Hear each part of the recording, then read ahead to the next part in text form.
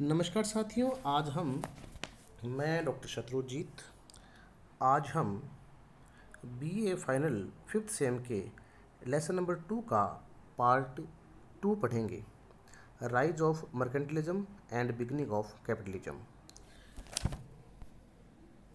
सबसे पहले हम इसमें वाणिज्यवादियों की प्रमुख विशेषताएं अथवा प्रमुख विचार पढ़ेंगे। इसमें सबसे पहले है शक्तिशाली राज्यों का निर्माण। व्यापार एवं वाणिज्य की उन्नति के लिए सभी वाणिज्यवादी मानते थे कि शक्तिशाली राज्यों का निर्माण होना चाहिए। वैसे भी वाणिज्यवाद का जन्म शक्तिशाली राज्यों के निर्माण के लिए ही हुआ था। इसकी दूसरी विशेषता थी साथियों, सोने एवं चांदी को महत्व। वाणिज्यवादी राज्य की शक्ति को बढ़ाने की तरफ विशेष ध्यान देते थे। राज्य की शक्ति को बढ़ाने के लिए वे सोना एवं चांदी को सबसे महत्वपूर्ण मानते थे। वे इन कीमती धातुओं को इसलिए महत्वपूर्ण मानते थे क्योंकि इनके बदले में कोई भी चीज़ खरीदी जा सकती थी तथा इन्हें कहीं भी व कभी भी प्रयोग में लिया जा सकता था। तीसरी विशेषता है राज्य द्वारा आर्थिक नियम बनाना।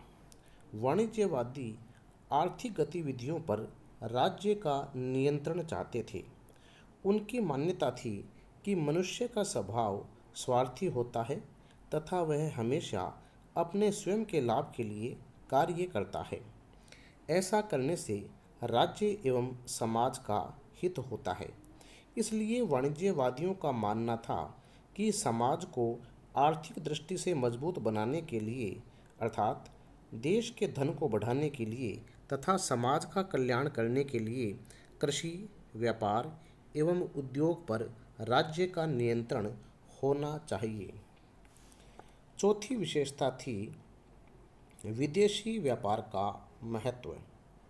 सभी वाणिज्यवादी विचारकों ने विदेशी व्यापार को बड़ा महत्व दिया। उनका मानना था कि अधिक मात्रा में सोना व चांदी प्राप्त करने के लिए घरेलू व्यापार की अपेक्षा विदेशी व्यापार को बढ़ाना अति आवश्यक है। पांचवा है अनुकूल व्यापार संतुलन। विदेशी व्यापार के साथ साथ वाणिज्यवादी अनुकूल व्यापार संतुलन के भी पक्षधर थे। अनुकूल व्यापार संतुलन का तात्पर्य ऐसे व्यापार से था जिसमें निर्यात अधिक से अधिक तथा आयात कम से कम हो। कम से कम आयात करने से बहुमूल्य धातुएं, सोना व चांदी कम मात्रा में देश से बाहर जाएगा, अर्थात देश में कीमती धातुओं की कमी नहीं होगी, जिससे देश शक्तिशाली बनेगा। अगली जो विशेषता है इसकी वो है उद्योगों को राज्य द्वारा संरक्षण। देश के व्यापार को बढ़ाने के लिए तथा विदेशी व्यापार को अपने पक्ष में करने के लिए वाणिज्यवादियों ने राज्य द्वारा उद्योगों की रक्षा का समर्थन किया। इसकी सातवीं विशेषता है उपनिवेशों की स्थापना पर जोर। वाणिज्यवादियों ने उपनिवेशों की स्थापना करने का भी प्रचार किया। उनकी मान्यता थी कि स्वदेशी उद्योग धंधों के विकास, देश में बेरोजगारी की समस्या को हल करने तथा निर्यात को बढ़ाने जिससे से अधिक लाभ कमाया जा सके आदि विभिन्न कारणों से उपनिवेशों की स्थापना करने की अधिक आवश्यकता है। अगली विशेषता है जनसंख्या पर बल। वाणिज्यवादियों ने जनसंख्या को बढ़ाने का सुझाव दिया क्योंकि इस युग में उत्पादन के प्रत्येक क्षेत्र में मानव व पशु शक्ति का ही उपयोग होता था। उन्होंने जनसंख्या को राष्ट्र की आर्थिक, राजनीतिक व सैनिक शक्ति का सूचक बताया था। अगला बिंदु है यूरोप में वाणिज्यवाद का प्रसार। वाणिज्यवाद का उदय विशेष रूप से पश्चिमी यूरोप में हुआ। पश्चिमी यूरोप के विभिन्न शासकों ने धीरे धीरे वाणिज्यवादी नीतियों को लागू किया। इन देशों द्वारा आर्थिक नियमों का पालन करने के लिए समय समय पर कुछ महत्वपूर्ण कानून भी बनाए गए।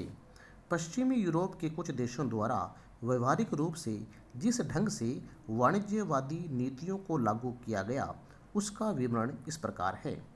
सबसे पहले हम लोग पढ़ेंगे इंग्लैंड। इंग्लैंड में वाणिज्यवादी नीति की आधारशिला ट्यूडर वंश के शासनकाल में रखी गई। इस वंश के शासकों में हेनरी सप्तम, एलिजाबेथ प्रथम ने वाणिज्यवादी सिद्धांतों को व्यवहारिक रूप से लागू करने का प्रयास किया। इस वंश के पश्चात स्टुअर्ट तथा हैनोवर वंश के शासनकाल में भी इस नीति को आगे बढ़ाया गया। कृषि, उद्योग, विदेशी व्यापार तथा उपनिवेशों की स्थापना के संबंध में इंग्लैंड ने वाणिज्यवादी नीतियों को अपनाया। वाणिज्यवादी नीतियों को प्रभावी ढंग से लागू करने के लिए 1651 में नौ परिवहन अधिनियम बनाया गया। इसकी मुख्य धाराएं इस प्रकार थी। इंग्लैंड में सामान उसी के देश से मंगवाना जहां सामान पैदा होता था। यह सामान या तो इंग्लैंड के जहाज़ों से मंगवाया जाए या उस देश के जहाज़ों में जहां से लाया जाता था। एशिया, अफ्रीका तथा अमेरिका के माल को विदेशी जहाज़ों द्वारा भेजे जाने पर भी रोक लगा दी गई। मछलियों का आयात केवल इंग्लैंड के जहाज़ों से ही किया जाए, किसी अन्य देश के जहाज़ों से नहीं किया जाए। इस प्रकार इंग्लैंड के विभिन्न शासकों द्वारा समय समय पर अपनाई गई नीतियों एवं कानूनों के फलस्वरूप इंग्लैंड को अत्यधिक लाभ हुआ तथा उसका व्यापार एवं वाणिज्य विकसित हुआ। परंतु इंग्लैंड का यह व्यापारिक विकास उपनिवेशों के शोषण पर आधारित था। इसी में अगला देश है फ्रांस। यद्यपि हेनरी चतुर्थ तथा लुई 13वें के शासनकाल में फ्रांस को समृद्ध तथा शक्तिशाली बनाने के प्रारंभिक प्रयास आरंभ हो गए थे, परंतु फ्रांस में वाणिज्यवादी नीतियों का व्यवहारिक प्रयोग लुई 14वें के शासनकाल में आरंभ हुआ। लुई 14वें के वित्त मंत्री जेपी कॉलबर्ट ने इस दिशा में विशेष महत्वपूर्ण भूमिका अदा की। इसलिए फ्रांस में वाणिज्यवाद कॉलबर्टवाद के नाम से प्रसिद्ध हो गया। फ्रांस की अर्थव्यवस्था को शक्तिशाली बनाने तथा फ्रांस के व्यापार एवं वाणिज्य को विकसित करने के लिए कॉलबर्ट ने अनेक महत्वपूर्ण कदम उठाए। कॉलबर्ट ने फ्रांस के उद्योगों में अच्छे स्तर का माल तैयार करने के लिए कुछ नियम लागू किए। उसने फ्रांसीसी उद्योगों की रक्षा के लिए इन्हें संरक्षण प्रदान किया। इनमें आयात करों में बढ़ोतरी करना प्रमुख था। कॉलबर्ट ने फ्रांस में विदेशी कारीगरों को आमंत्रित करने के भी प्रयास किए।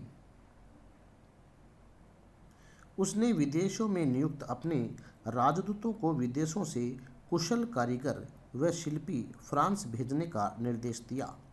उनके प्रयत्नों से जर्मनी, हॉलैंड, स्वीडन व इटली के अनेक कारीगर फ्रांस में बस गए।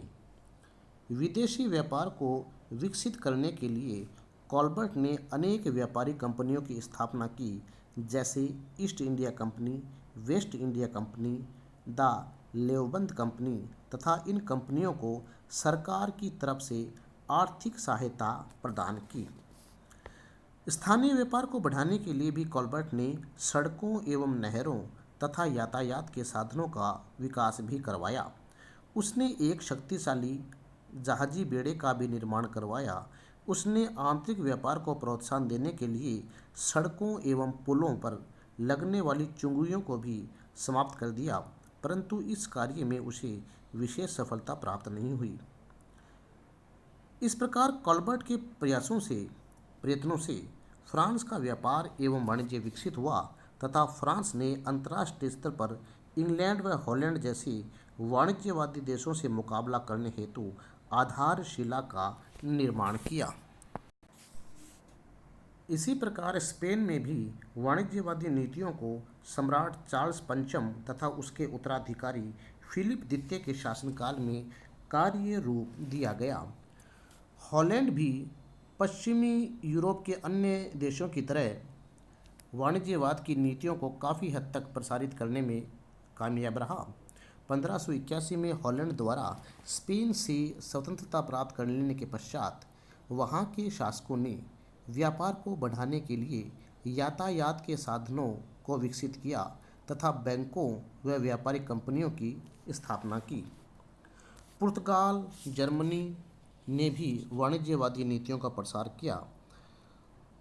इन देशों के अलावा यूरोप के अन्य देशों में भी वाणिज्यवादी सिद्धांतों को अमल में लाने का प्रयास किया गया। ऑस्ट्रिया, रूस तथा अन्य देशों में वाणिज्यवादी नीतियों को प्रसारित किया गया। अब हम पढ़ेंगे वाणिज्यवाद का पतन। यूरोप में लगभग 250 वर्षों तक वाणिज्यवादी सिद्धांतों का व्यवहारिक रूप से प्रयोग होता रहा। यद्यपि 17वीं सदी के अंत में इसकी आलोचना शुरू हो गई। 18वीं सदी के अंत में वाणिज्यवाद का पतन प्रारंभ हो गया तथा धीरे धीरे विभिन्न यूरोपीय देशों ने वाणिज्यवादी सिद्धांतों एवं नीतियों को छोड़ दिया, क्योंकि राष्ट्र की बदलती हुई परिस्थितियों में वाणिज्यवादी सिद्धांत राष्ट्रहित के अनुकूल नहीं रह गए थे। यदि हम इसके पतन के कारणों पर गौर करें तो इसके पतन के कारण निम्नलिखित हैं। नंबर 1, धन संग्रह पर अत्यधिक बल। वाणिज्यवाद में धन एकत्रित करने व सोना चांदी जमा करने पर अत्यधिक जोर दिया गया, जिसके परिणाम स्वरूप यूरोप के देशों में सोना चांदी प्राप्त करने के लिए होड़ शुरू हो गई। धन को अधिक महत्व दिए जाने के कारण मनुष्य का ध्यान जीवन के वास्तविक उद्देश्य से हटकर धन संग्रह में लग गया। धन संग्रह की दौड़ में अंधे हुए शासकों ने प्रजा कल्याण को छोड़ दिया। कृषि की शोचनीय स्थिति। वाणिज्यवादियों द्वारा व्यापार एवं उद्योग को अत्यधिक महत्व दिए जाने के कारण कृषि एवं कृषक दोनों की स्थिति शोचनीय हो गई। संकुचित विचारधारा। वाणिज्यवादी सिद्धांत संकुचित राष्ट्रीयता की विचारधारा पर आधारित थे। विभिन्न देशों के वाणिज्यवादियों का एकमात्र उद्देश्य अपने देश के हितों की पूर्ति करना था। अतः विभिन्न देशों द्वारा बनाए गए आर्थिक कानून स्वार्थी भावना पर आधारित थे। अगला कारण था वाणिज्यवाद के पतन का उपनिवेशों का शोषण। वाणिज्यवादी विचारधारा में अपने देश के व्यापार के विकास, सोना चांदी की प्राप्ति, कच्चे माल की प्राप्ति आदि के लिए उपनिवेशों की स्थापना पर बल दिया, लेकिन इन उपनिवेशों का बहुत ज़्यादा शोषण किया गया। अगला कारण था मजदूरों का शोषण और उसके बाद था स्वतंत्र व्यापार की मांग। वाणिज्यवाद उद्योग एवं व्यापार के विकास का प्रारंभिक काल था। धीरे धीरे उत्पादन के क्षेत्र में नए नए अनुसंधान होने लगे, जिससे अब उत्पादन के क्षेत्र तथा तकनीक में भी विस्तार हो गया और लोग स्वतंत्र व्यापार की मांग करने लगे। अब हम पढ़ेंगे वाणिज्यवाद का प्रभाव एवं महत्व। नंबर 1, सामंत प्रथा को आघात। वाणिज्यवाद का उदय ऐसे समय हुआ जब चर्च की प्रधानता एवं सामंतवाद का बोलबाला था, लेकिन इस वाणिज्यवाद ने सामंतवाद को आघात पहुंचाया। दूसरा है उद्योगों एवं व्यापार का विकास। वाणिज्यवादी काल में यूरोप के विभिन्न देशों के व्यापार एवं उद्योगों में बढ़ोतरी हुई। तीसरा है राष्ट्रीय राज्यों की स्थापना। वाणिज्यवाद के कारण यूरोप में सामंतों की शक्ति कमजोर हुई तथा राष्ट्रीय राज्यों की स्थापना एवं राज्यों की शक्ति में वृद्धि हुई। चौथा है उपनिवेशों की स्थापना। वाणिज्यवादी नीतियों की एक महत्वपूर्ण विशेषता उपनिवेशों की स्थापना करना भी था। पांचवा है मध्य वर्ग का उत्थान। वाणिज्यवादी सिद्धांतों एवं नीतियों के परिणाम स्वरूप मध्य वर्ग के लोगों की संख्या तथा ताकत में वृद्धि हुई। वाणिज्यवाद के कारण विभिन्न यूरोपीय देशों में व्यापारिक संघर्ष भी हुए और इसी के कारण औद्योगिक पूंजीवाद का जन्म भी हुआ। वाणिज्यवाद के कारण आधुनिक विचारों का जन्म हुआ। वाणिज्यवाद के परिणाम स्वरूप अर्थशास्त्र के वैज्ञानिक विकास में काफ़ी सहायता मिली।